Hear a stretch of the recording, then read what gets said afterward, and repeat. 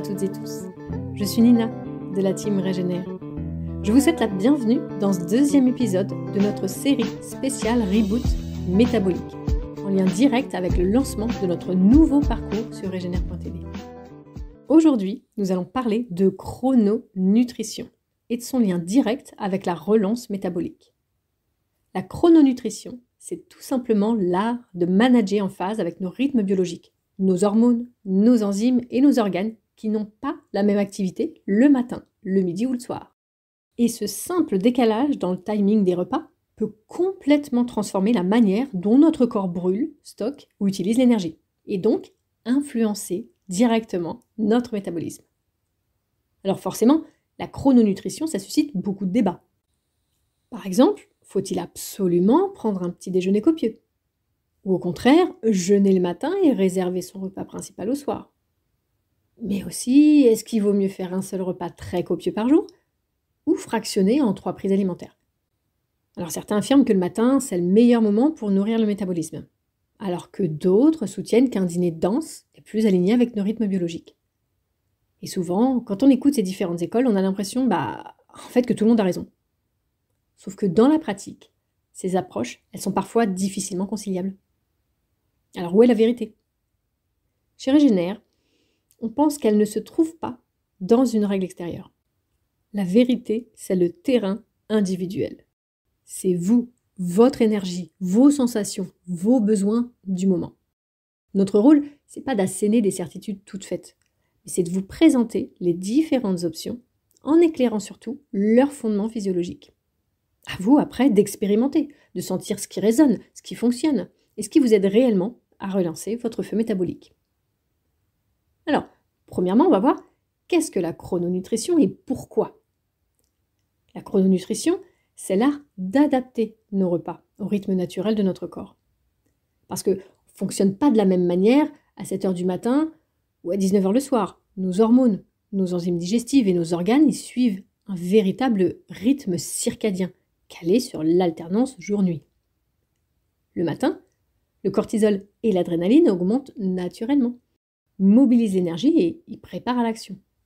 En journée, l'activité cellulaire et digestive, elle atteint son maximum. Les apports sont généralement utilisés plutôt que stockés. Et le soir, avec la montée de la mélatonine, la sensibilité à l'insuline, elle chute et l'organisme bascule dans une logique de réparation et de stockage.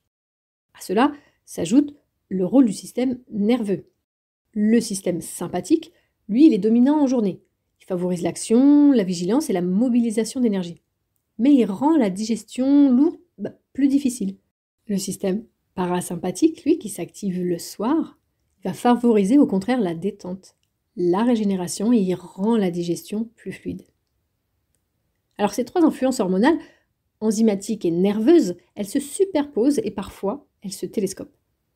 C'est pourquoi, si on regarde qu'un seul aspect en fait, par exemple l'insuline du matin ou le parasympathique du soir, on peut tirer des conseils totalement opposés.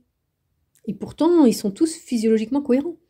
D'où l'importance de replacer ces approches dans une vision globale et surtout de revenir toujours au terrain individuel.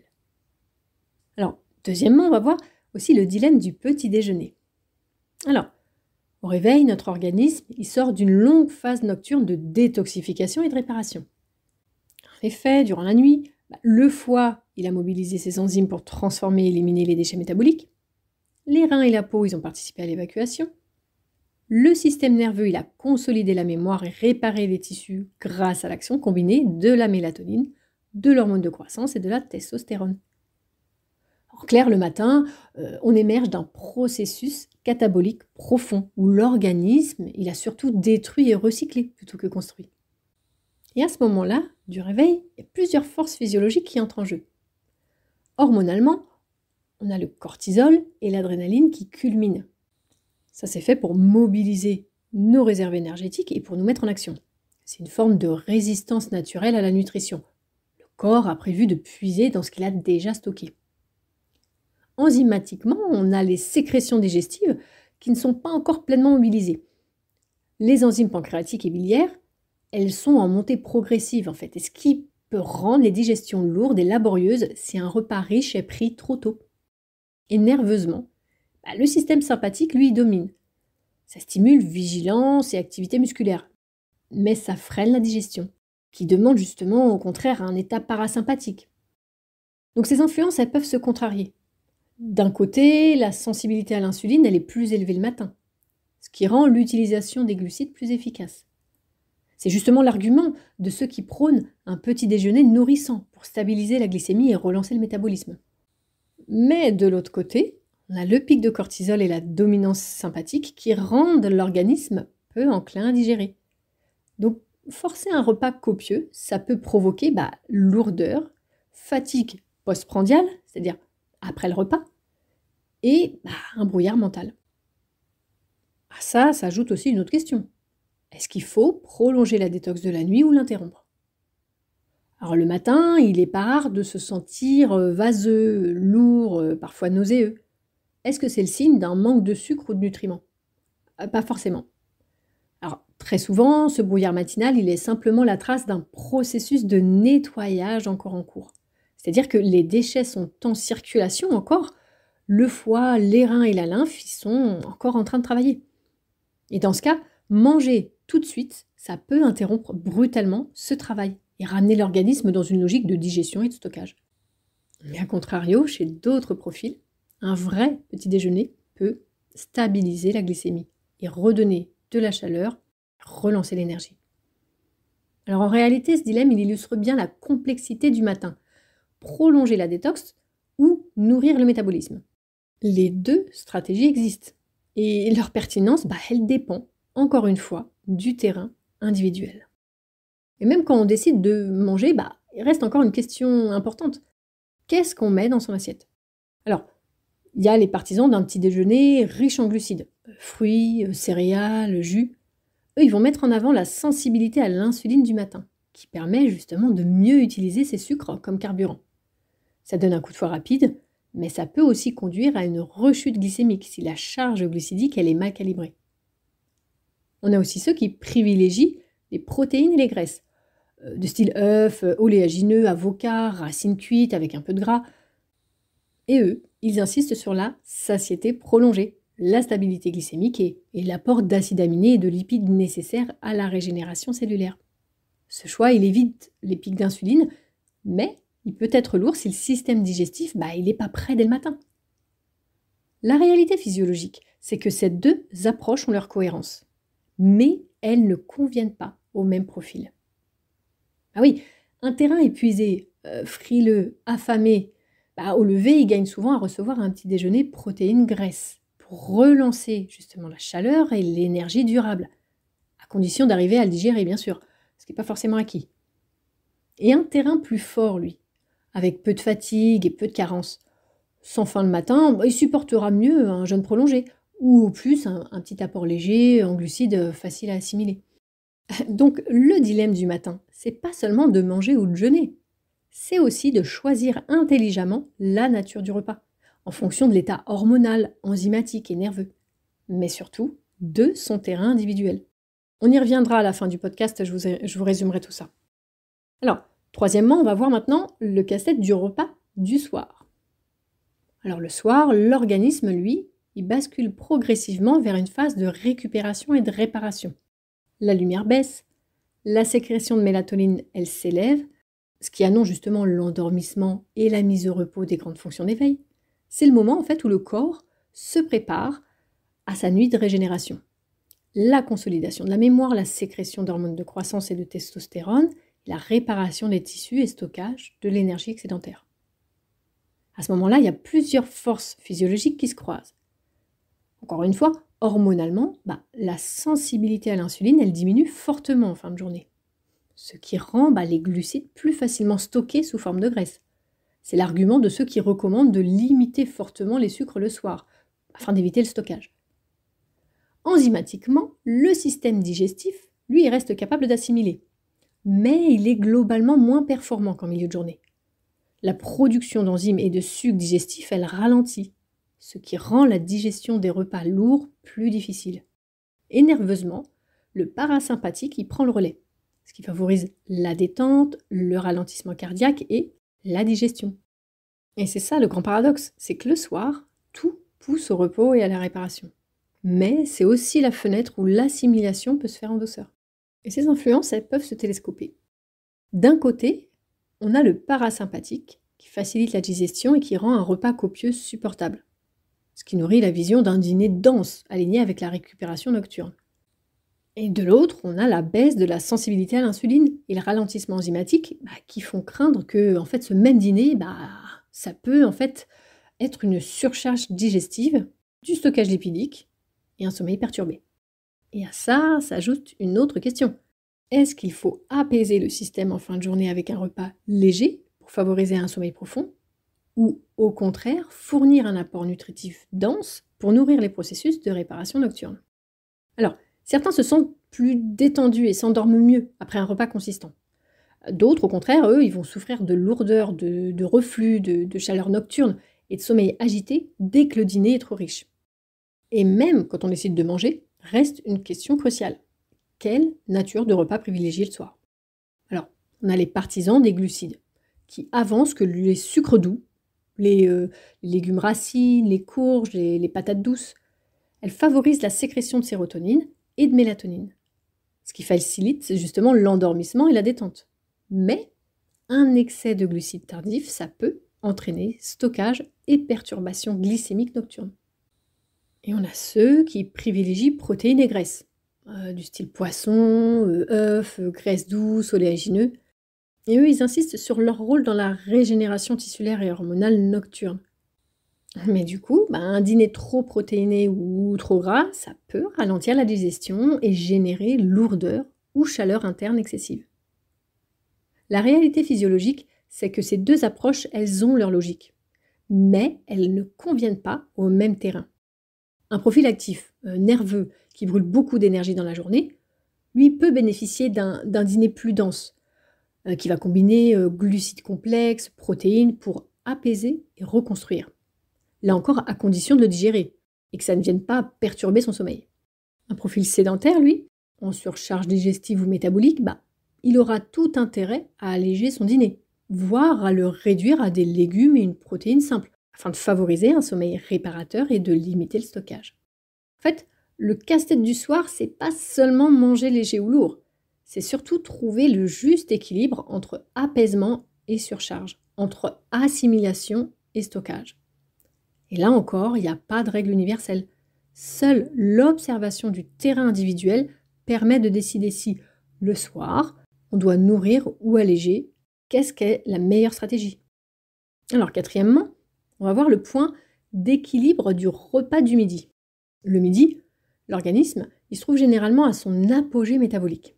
Les sécrétions hormonales du matin, elles se sont stabilisées, le cortisol commence à redescendre et la vigilance reste forte, ainsi que l'activité enzymatique qui bat son plein. Donc c'est le moment où physiologiquement, on est le plus apte à digérer, à assimiler et à utiliser les apports alimentaires. Alors, hormonalement, la sensibilité à l'insuline, elle est encore correcte. Les glucides, ils sont davantage utilisés comme carburant plutôt que stockés.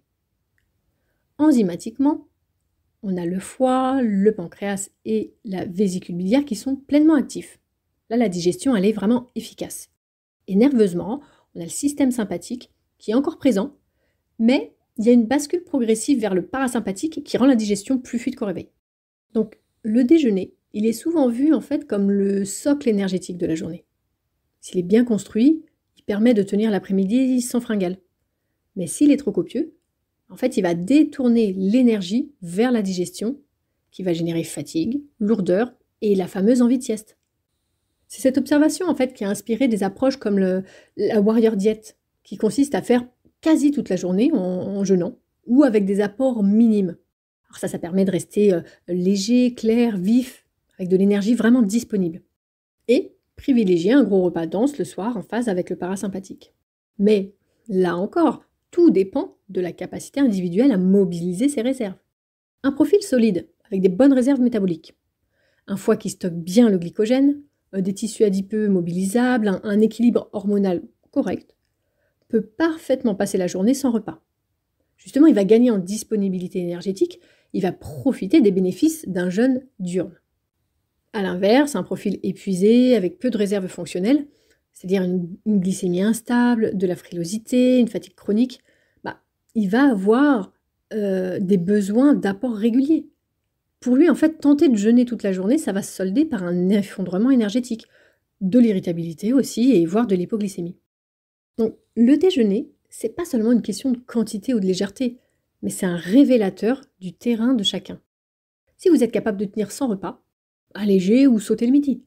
Si au contraire vous vous effondrez, un repas équilibré et nourrissant reste indispensable pour soutenir le métabolisme. C'est-à-dire qu'en fait, le repas du midi, c'est un point de vérité. Il montre à quel point votre corps sait, ou non, mobiliser ses réserves. Et on atteint ici un point de bascule et de compréhension. Toute la question revient toujours à l'équilibre entre énergie et ressources internes d'un côté et apport externe de l'autre. Un organisme fort, capable de mobiliser ses stocks, lui va plus tirer avantage d'un midi léger. Ça va prolonger la détox, ça va conserver toute son énergie métabolique pour l'action plutôt que pour la digestion. Mais un organisme fatigué, carencé, qui a déjà du mal à mobiliser sa faible énergie, il va s'écrouler sans un apport régulier. En fait, c'est une question de pragmatisme. Alors oui, jeûner en journée, ça favorise la détox. Encore faut-il être capable de le faire. Et oui, manger un repas dense, ça soutient le métabolisme. Mais ça draine aussi l'énergie. Et si on n'en a pas besoin, autant l'économiser. En bref, tout ramène toujours à une seule chose, le terrain individuel. Alors, cinquièmement, on va voir quand le pic de cortisol se dérègle, ce qu'on appelle l'acrophase inversée. Tout ce qu'on a décrit jusque-là, le petit déjeuner, le dîner, ça repose sur une donnée de base. Le pic naturel de cortisol et d'adrénaline du matin, c'est ce qu'on appelle l'acrophase. Donc l'acrophase, c'est le moment de la journée où une hormone, elle atteint son maximum de sécrétion. Donc normalement, le cortisol et l'adrénaline culminent tôt le matin. C'est ce qui nous aide justement à ouvrir les yeux, à mobiliser de l'énergie et à démarrer notre journée. Mais chez certaines personnes, notamment celles qui sont très fragiles, en burn-out ou épuisées sur le plan surrénalien, ce pic, il n'existe presque plus. Et encore pire, il peut même être inversé. Autrement dit, ça veut dire que le cortisol, il n'est pas là le matin, mais il est là le soir. Et les conséquences, elles sont très logiques et très parlantes. Le matin, au lieu de se sentir en pleine énergie, ces personnes, elles se réveillent vides, lourdes, incapables de fonctionner en fait sans un apport externe. Et le soir, alors que le corps, il devrait ralentir, se préparer au sommeil, c'est là qu'elles se sentent en fait réveillées, productives, et parfois même électriques. Donc vous reconnaissez peut-être ce profil. Vous savez, incapable de sortir du lit le matin et très difficile à coucher le soir. Ça, c'est le signe typique d'une acrophase inversée, du cortisol et de l'adrénaline. Et dans ce cas, les conseils classiques de chrononutrition doivent être adaptés. Donc le matin, par exemple, ces personnes, elles ont moins la capacité de puiser dans leur substrat interne, puisque la sécrétion de cortisol, elle n'est pas là pour mobiliser le glycogène et les graisses. Donc elles ont beaucoup plus besoin d'un petit déjeuner nourrissant pour renclencher la machine. Le soir, en revanche, leur organisme, il fonctionne sur un mode de mobilisation interne. C'est pourquoi un repas trop copieux, en fait, ça peut les surcharger et perturber davantage encore leur sommeil qui est déjà fragile. Quand l'acrophase est inversée, il faut penser à l'envers de la chrononutrition, entre guillemets, idéale. Et c'est précisément ce qui illustre à quel point la notion de terrain est essentielle. Une règle valable pour la majorité peut être catastrophique pour un organisme épuisé et dérégulé. C'est pour ça que l'observation fine de votre rythme, votre facilité ou non à vous lever le matin, votre état d'énergie au coucher, vos envies alimentaires, ça devient un outil de diagnostic aussi important que n'importe quel schéma théorique. Alors attention, on va quand même soulever un point essentiel de danger si on s'en tient à cette adaptation. Parce qu'on peut finir par valider le dérèglement. C'est-à-dire qu'on peut en fait entretenir une inversion du rythme qui n'est pas naturelle et qui épuise l'organisme à long terme. Or, le but, c'est pas seulement de coller à l'état actuel, mais c'est de réhabiliter un rythme physiologique sain. C'est-à-dire retrouver un pic de cortisol le matin et une baisse progressive le soir. C'est ça qui garantit une énergie au réveil, une clarté dans la journée et un sommeil profond la nuit. Alors concrètement, qu'est-ce que ça veut dire ? Oui, il peut être nécessaire de soutenir le matin par un petit déjeuner riche en protéines et graisses. Mais avec pour objectif de rééduquer le rythme, pas de s'enfermer. Et oui, il peut être utile d'alléger le soir, mais dans une perspective de redonner progressivement la main à la mélatonine et au repos nocturne. C'est pas de figer un fonctionnement artificiel en fait. Et surtout, il faut travailler sur les leviers qui permettent de resynchroniser l'acrophase.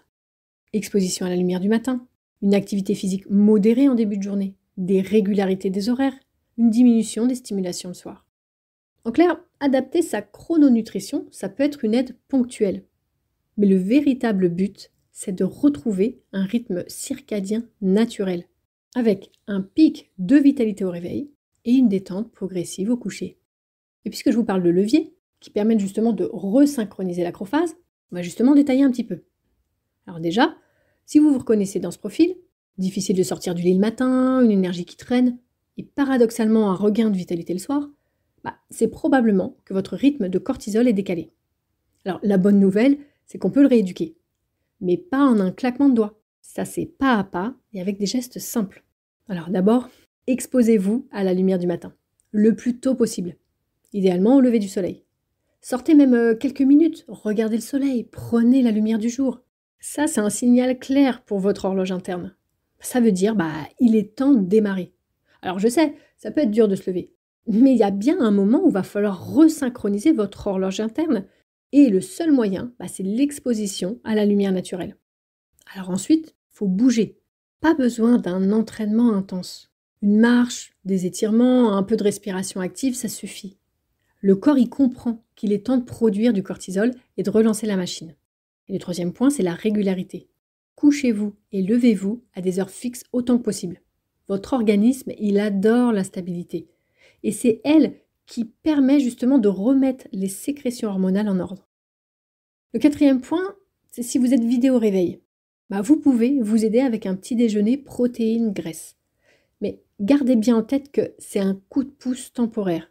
Le but à terme, c'est de retrouver une vraie énergie spontanée au lever. Et enfin, le soir, pensez à éteindre les stimulations. Moins d'écran, moins de lumière artificielle, moins d'excitants. Tout ce qui entretient le pic de cortisol nocturne, ça vous empêche de vous resynchroniser. Et en combinant ces gestes simples, jour après jour, vous aidez votre organisme à reprendre son rythme naturel. De l'énergie au lever, de la clarté en journée et de l'apaisement le soir venu. Alors, 16e, on va voir un petit peu, est-ce qu'il faut 1, 2 ou 3 repas par jour? Après avoir exploré le matin, le midi et le soir, la question de l'inversion des productions hormonales, il y a encore une question qui s'impose. Faut-il manger 1, 2 ou 3 repas par jour? D'abord, on va commencer par une évidence. Dans notre mode de vie actuel, le grignotage permanent est délétère. Comme on l'a vu dans l'épisode 1, chaque prise alimentaire, ça déclenche une sécrétion d'insuline. Ça mobilise le système digestif et ça interrompt les phases de repos et nettoyage. Donc, grignoter toute la journée, ça empêche le métabolisme de souffler et de basculer dans la régénération. C'est pourquoi la plupart des approches raisonnables s'accordent sur une limite de 3 repas par jour, maximum. Mais est-ce qu'il faut en faire 3, 2 ou un seul? Alors, 3 repas par jour, ça c'est le modèle classique, qui soutient les organismes plutôt fragiles, épuisés ou qui ont une faible capacité digestive. Ces terrains qui ont besoin d'apports réguliers, un espèce de petit goutte à goutte pour éviter l'effondrement énergétique. Et le risque, c'est de ne jamais laisser assez de repos digestif pour une régénération profonde. On a aussi donc 2 repas par jour. Ça, c'est une formule intermédiaire qui est souvent bien tolérée et qui combine donc un repas dense, le matin ou le soir selon le terrain, et un repas socle le midi. Ça permet des plages de repos digestives plus longues, tout en gardant une stabilité énergétique correcte. Ensuite, on a aussi donc un repas par jour, de type Warrior Diet ou OMAD. Ça, c'est adapté au profil solide, avec des vraies réserves, une grande capacité à mobiliser leur stock. Et ces organismes y tirent vraiment beaucoup de bénéfices d'un jeûne diurne prolongé. Ils bénéficient d'une clarté mentale accrue, d'une relance de l'autophagie. Mais chez un organisme faible, cette pratique d'un repas par jour, ça peut mener rapidement à l'épuisement, à l'hypoglycémie, à l'irritabilité et voire à la fonte musculaire. Et même au-delà de ces 3 modèles, donc 1, 2 ou 3 repas par jour, il existe des exceptions pragmatiques. Par exemple, un organisme qui est extrêmement affaibli, qui est incapable de digérer un gros repas sans s'écrouler, il peut avoir besoin de fractionner davantage. En 4 ou 5 repas, petits repas ou collations douces, le temps de reconstruire un minimum ses réserves. En réalité, la question du nombre de repas, c'est pas une vérité universelle. Ça va dépendre de la capacité à mobiliser ses ressources internes, de l'état réel des réserves métaboliques, mais aussi des circonstances du jour. Sommeil de la nuit précédente, l'intensité de l'activité, l'état émotionnel, la saison, le climat. Autrement dit, la vérité est individuelle, pragmatique et mouvante. Un jour, 2 repas peuvent suffire. Le lendemain, après une nuit courte ou un effort intense, là, il y a 3 repas qui vont être nécessaires. Donc le nombre idéal de repas, c'est moins une règle gravée dans le marbre qu'un dialogue vivant avec votre corps. Alors en conclusion, on va voir un peu des repères, pas des dogmes. Est-ce qu'il faut manger le matin, le soir, 3 fois par jour, une seule fois? La vérité, c'est que personne ne peut vous donner une réponse universelle. Parce que votre physiologie, votre énergie, vos réserves, votre mode de vie, votre sommeil, votre état émotionnel, ça ne ressemble à personne d'autre.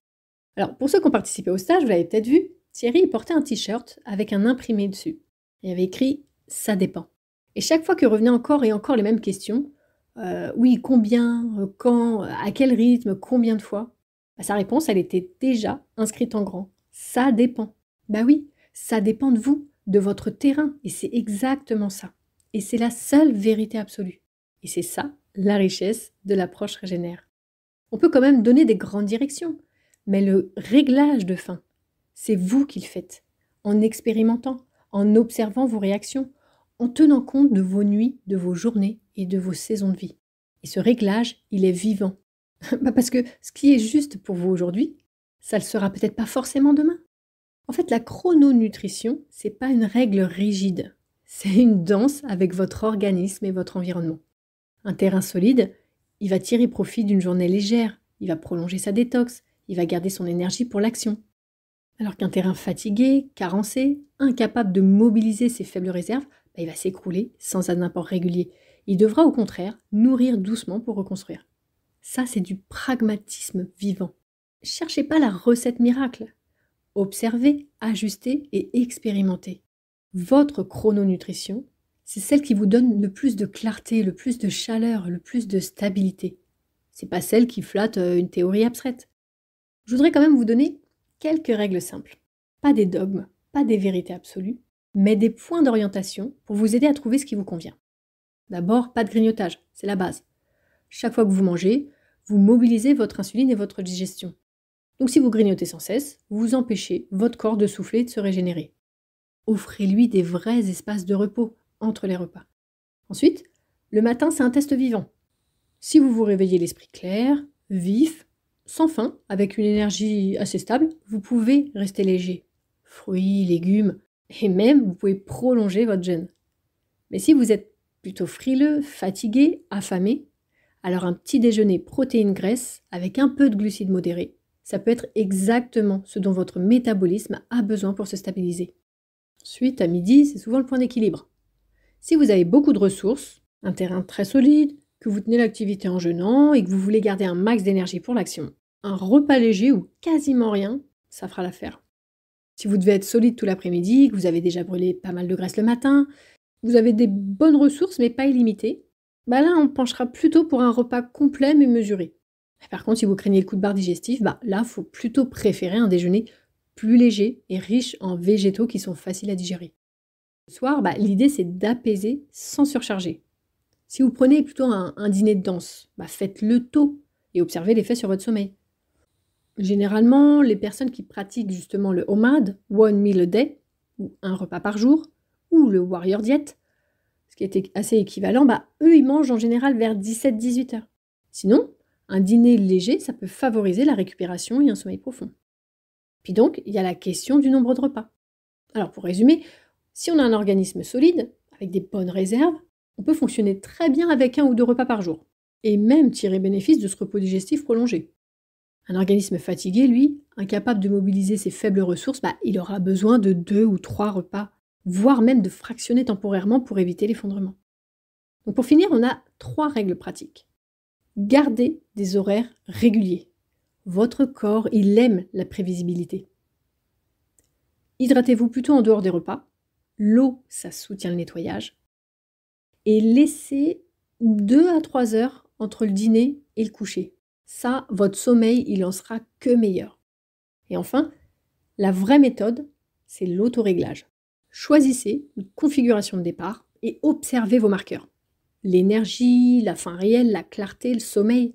Et ajustez un levier à la fois. Si vous manquez d'énergie, ajoutez des protéines et des graisses au repas précédent. Si vous êtes lourd après manger, allégez surtout en glucides. Et si votre sommeil est perturbé, avancez le dîner et simplifiez-le un peu. En réalité, la bonne chrononutrition, c'est pas celle qui colle à un dogme, mais c'est celle qui vous rend le plus d'énergie, avec une meilleure chaleur corporelle et qui est plus stable physiologiquement. Les repères, ils donnent la direction, mais le réglage de faim, c'est toujours vous. Il évolue avec votre vie. Alors pour aller plus loin, si ce podcast résonne en vous, si vous appréciez la qualité de ce qui est partagé, sa finesse aussi, eh bien dites-vous que c'est exactement ce que nous faisons ensemble dans le parcours Reboot Métabolique sur Regenère.tv. 21 jours pour redécouvrir votre métabolisme, apprendre à l'écouter et à le rallumer. Vous y trouverez des capsules pédagogiques claires et rigoureuses, des exercices très concrets pour tester votre terrain, des défis quotidiens pour relancer votre feu intérieur et l'accompagnement de l'équipe Régénère pour vous aider à trouver votre propre vérité métabolique. Et en ce moment, vous pouvez y accéder pour 20 € par mois seulement au lieu de 35. C'est une offre exceptionnelle qui vous ouvre toute la bibliothèque de Regenère.tv et vous permet de commencer dès maintenant.